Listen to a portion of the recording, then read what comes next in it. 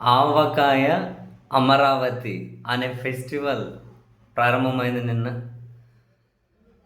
అయితే దాన్ని ముఖ్యమంత్రి చంద్రబాబు నాయుడు గారు ప్రారంభించారు. ఆ ఫెస్టివల్ ఆ వేదిక మీద నుంచి సీఎం గారు మాట్లాడారు. ఆ ఫెస్టివల్‌లో ఎందుకు జరుపుతున్నారంటే ఆంధ్ర వంటక వైభవాన్ని దేశ ప్రపంచానికి రుచి చూపించేకట.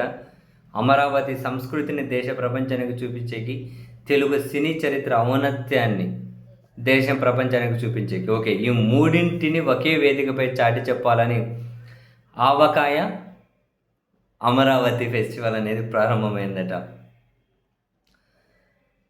అయితే ఇక్కడ సీఎం గారు ఇంకా చాలానే చెప్పారు. గత 5 సంవత్సరాల్లో రాష్ట్రంలో ఉత్సవాలు లేవట, రాష్ట్రంలో సంబరాలు లేవట, అసలు ప్రజలు నవ్వడమే లేదా మర్చిపోయినారట 5 ఏళ్లలో. జగన్మోహన్ రెడ్డి గారు ముఖ్యమంత్రిగా ఉన్న 5 ఏళ్లలో ఉత్సవాలు లేవంట, అసలు ప్రజలు నవ్వడమే మర్చిపోయారట. ఇప్పుడు ఇటువంటి ఉత్సవాలు చేయడం ద్వారా ఇవన్నీ తీసుకొచ్చాం, ప్రజలు కూడా నవ్వాలి, ఆనందంగా నవ్వాలి అని. సో మరి ఆవకాయ అమరావతి ద్వారా వాస్తవానికి ఇప్పటికే చాలామంది కొన్ని రోజుల నుంచి కడుపు నవ్వుతున్నారు, అది వేరే విషయం అనుకోండి. ముఖ్యమంత్రి గారు కూడా ప్రజలందరూ జగన్ ముఖ్యమంత్రిగా 5 ఏళ్లలో నవ్వే మర్చిపోయినారట. మళ్ళీ బహుశా ప్రజలు మళ్ళీ 24లో జగన్ గారు సీఎం అంటే ఆ నవ్వు పూర్తిగా నవ్వు అంటే ఏంది అని చెప్పి మ్యూజియంలో వెతుక్కునే పరిస్థితి వచ్చేదేమో.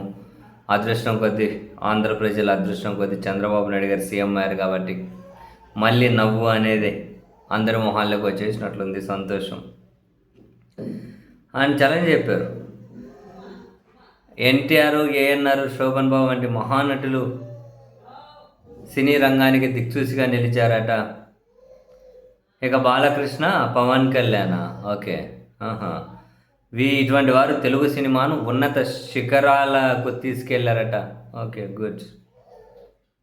సో మొత్తం మీద అయితే అమరావతి ఆవకాయ అమరావతి ఫెస్టివల్ మొత్తం మీద చాలా వాటిని దేశానికి ప్రపంచానికి చూపించేకి ఎంత నిర్వహిస్తూ ఉన్నారట.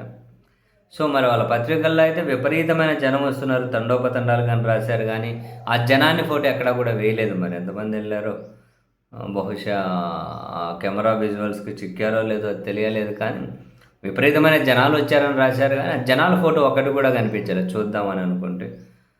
సరే పోనీయండి, మళ్ళీ ఈరోజు మనం అడుగుతూ ఉన్నాం కదా అసలు జనాన్ని చూద్దాం. మనమైతే అంత ఏమంటారు పోయే ఆ టైము లేకుండా దొరకట్ల, లేకపోతే ఆవకాయ అమరావతికి వెళ్ళి చంద్రబాబు గారు చెప్పినట్లు అన్నీ రుచి చూసి కడుపు నవ్వుకునే వాళ్ళం.